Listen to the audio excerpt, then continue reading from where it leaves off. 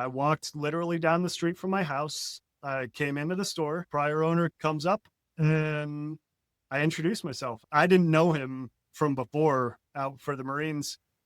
And so I said, "Hey, I'm Brandon. I grew up here. I just spent 20 years in the Marines, moved back here with my family. I'm looking for a small business hire." And he looks at me, he says, "Well, that's me."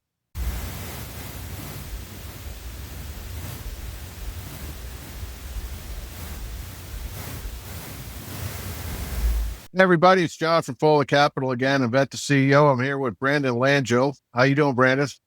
I'm great. It's good to see you again. Yeah, good to see you, man. You've been busy since I last saw you, I'm sure. Yeah, for sure. It's been fun though. Great. Well, let's cut through the formalities and get cut right to the chase. Can you briefly describe the company you just bought? Yeah, it's called R&S Sports. It's a hometown apparel and equipment store that focuses on bulk orders, custom logos, custom embroideries, for local teams, clubs, schools. Very cool. As I can see by your shirt, pretty cool design there. So, Yeah. tell me a little bit about your background and specifically what you do in the military. So I was in the Marines for 20 years. Most of that time was in special operations. And I ended out as a senior enlisted operations chief. So that last billet gave me a lot of experience in, project management and, uh, you know, uh, project delivery, which actually has translated right over into a retail store, taking orders and making sure things are ordered on time and delivered. So, yeah, it's been quite a transition from being a gunslinging commando to a retail store owner, but it's been a good one. Yeah, and you might get into this a little bit more about your background. You ended up back in your hometown, right? Yeah. So I grew up here. It's Edinburgh, Pennsylvania, just south of Erie in Northwest PA. So my wife and I both grew up here. We still have friends and family here. And this store has actually been here my entire life. It's literally down the road from the house I grew up in. I probably played soccer wearing shirts and jerseys and jackets that came from this store when I was a kid. So it's been in the town for 40 years. And I've been really happy to be able to keep it open. Yeah, I just love that about your story, man. That's just a great thing. Yeah. So let's go back to your last kind of year or so in the military. Kind of what was going through your mind as you were thinking about getting out of the military after so many years, and what kind of led you down the buy a business path you ended up on? Can you walk us through that? Yeah, well, the real answer is you talked me into it. When I was working with you last summer, you've got all the good reasons for veterans to become small business owners and CEOs, as far as being your own boss and all the leadership and management experience that we do have and how that translates to entrepreneurship. So it was something I had already been considering. And then like you really hooked me, and the Vet to CEO program that you guys run is excellent. But really the deeper answer is, I had been considering being a small business owner for a while. And as I was getting out, I got really focused early on what I didn't want to do. And I knew that I didn't want to work for some corporate overlord, uh, feeling my spirit and my soul just waste away in a cubicle somewhere. I didn't want to spend a ton of my life stuck in my car in horrible traffic, commuting, 45 minutes or an hour or more to and from work. So I found something in my hometown. I have a 3-minute walk to work. It's a small town store. I'm my own boss. And like I'm not stuck in the corporate rat race, makes which just generally makes me happy. Yeah, that's awesome. That's awesome. So as you went down that path, we always don't know what we don't know. So in two categories, what kind of met expectations as you went down the journey in the acquisition path and finally consummated the deal, and what kind of didn't meet expectations? Can you talk about some of that? Yeah, what has met the expectations is being my own boss and running my own store. It's fun, it's exciting, it's my own little universe that I can make it whatever I want. It's got a ton of potential, but I was fortunate enough to find a business that had a solid market, good clientele. So this is probably the easiest business acquisition you've ever heard of from when you and I have been talking about it. But it has met my expectations of being pretty low stress as far as just the stresses of day-to-day jobs. It's fun because I'm reconnected with my community. Uh, it's creative because every order is different, and we're fulfilling like custom orders for people that Dick's, Walmart, and Amazon just can't do for them. So I'm providing directly to the community, which is great. And it's only been 2 months. I'm really just getting my feet under me. So I'm still excited every day about all the potential that there is here. And then what probably didn't, it met my expectations, but I wasn't aware of how dramatic it would be is like the turnover cost of business acquisition. I came in relatively easy, but just all the fees and the services add up real fast between lawyers' fees, accountant fees, cancellation fees for old services, and then creating a new account with all the utility companies. You try to calculate that on the front end as best you can. And for me, I got to a point where it was just time to move forward. I couldn't get it down to the dollar anymore. I just had to anticipate that there were going to be a lot of costs that I didn't account for. So, round up and move forward. Yeah, that's great advice. We're actually doing something about that. It's been an explosion of fees over the last 5 to 10 years. But so given that, let's imagine there's some fellow service member getting out where you were like a year getting out, thinking about the same thing. What are like 2 or 3 things that you could pass on that you wish you knew back then when you were there that you know now? What are some tips you can pass on? Yeah. First, what it was going to take to get a line of credit. So I ended up getting one, which is great. And that's been the key to success so far.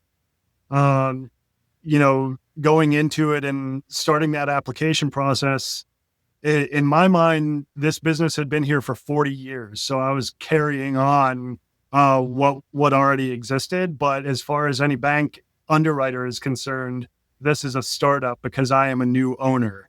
So had to learn that quickly, but thankfully, you made it very clear, in our internship last summer that cash flow is everything, and that's key to business success.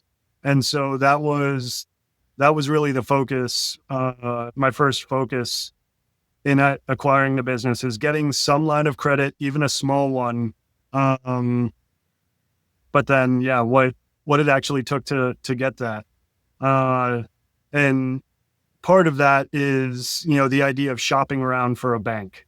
I did get a good piece of advice from another friend of mine who led me or who illuminated that for me. Like, you can shop around for a bank. You've got to find the one that's the right fit for you.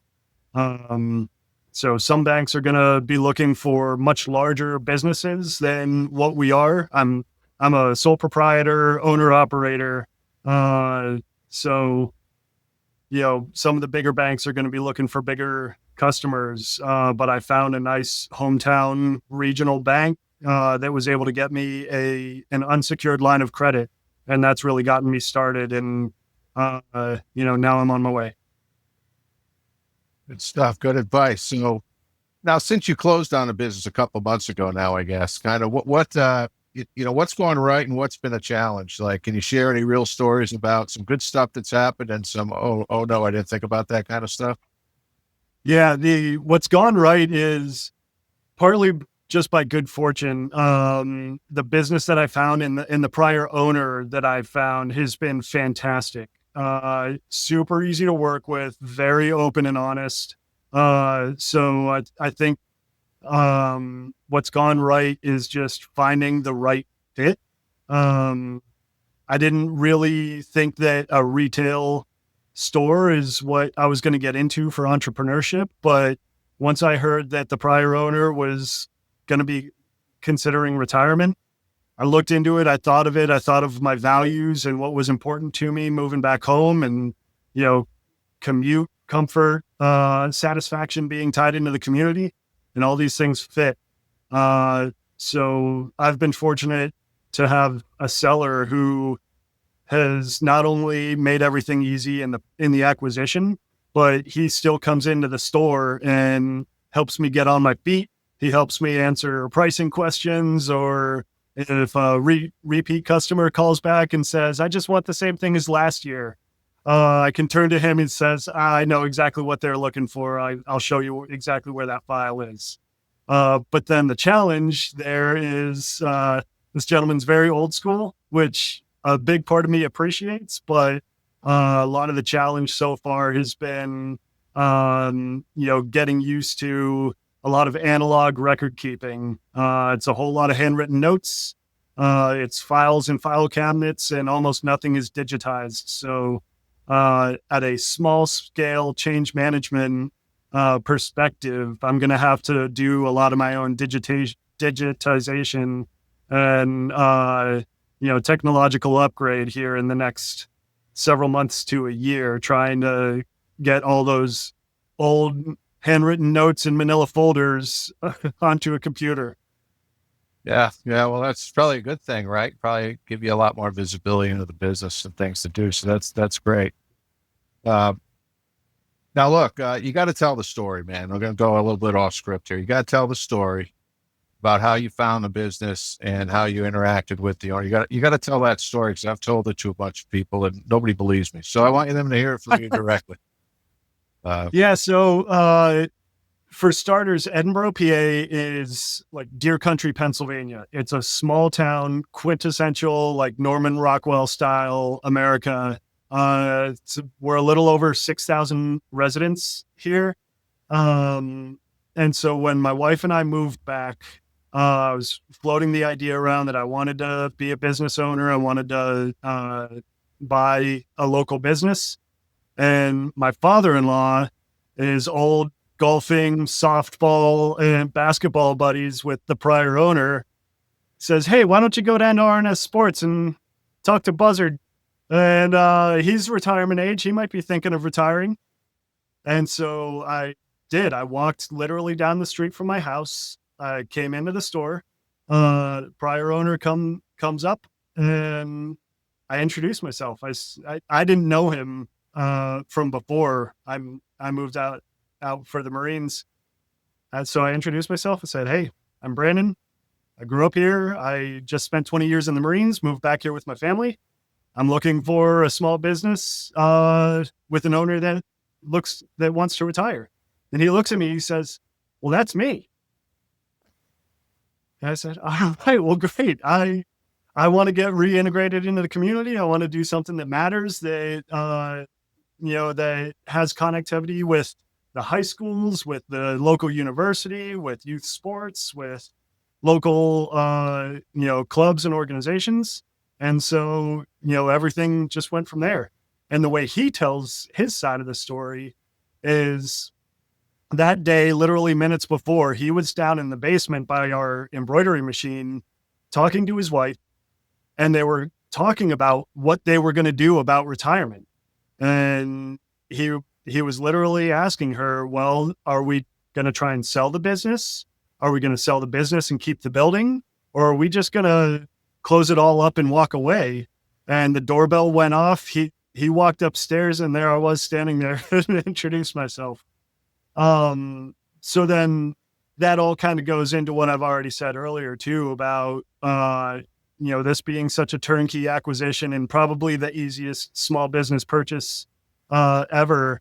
Is, one of the benefits of doing this in a small town is having a lot of confidence that the prior owner is a good person who wasn't going to try and fleece me or pull one over on me, because it's such a small town.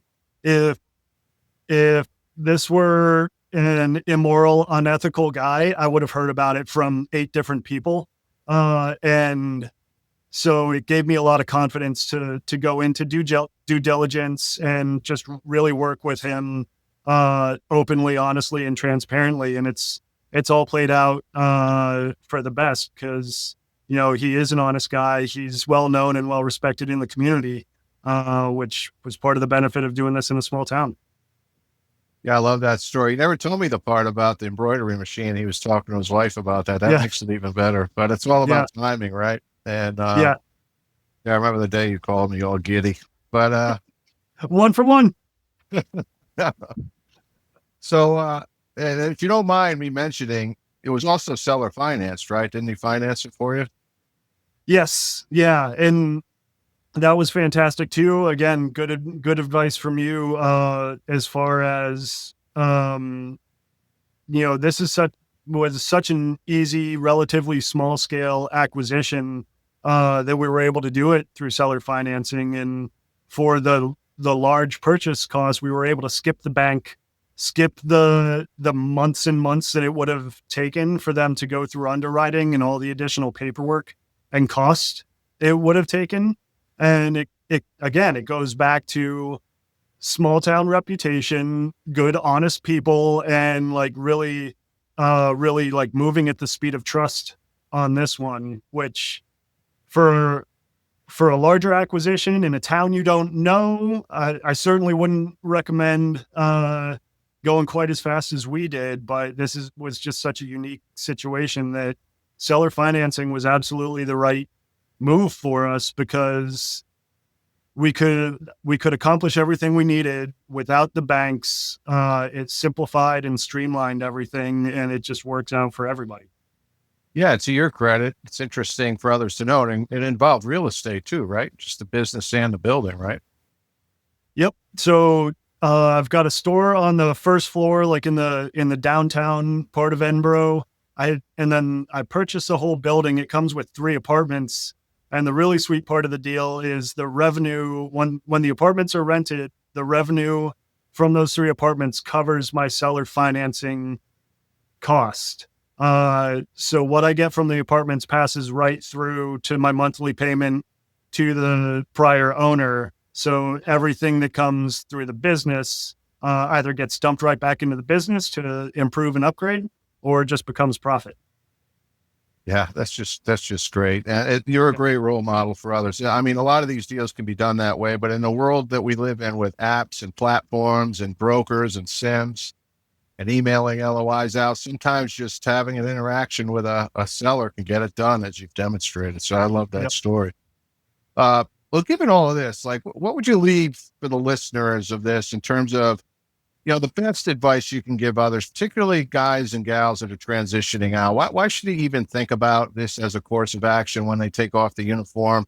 Anything you haven't mentioned yet that you wish you heard when you were thinking about it way back when? Yeah, it really goes back to personally what I was prioritizing. And I've heard this from other friends of mine who have gotten out around the same time. Like there's kind of a theme that uh, there's a lot to be said for being our own boss. One of my best friends, the way he puts it is like he didn't want to work for the man anymore. And whether that was in the Marine Corps or the Navy, or getting out and working for a corporation, or getting out and working another government job, you're still working for the man. And if you're an entrepreneur, you're working for yourself. And then your vision becomes your own. And then everything you build is to achieve that vision. And I think veterans have the drive and the organization and the work ethic to achieve that.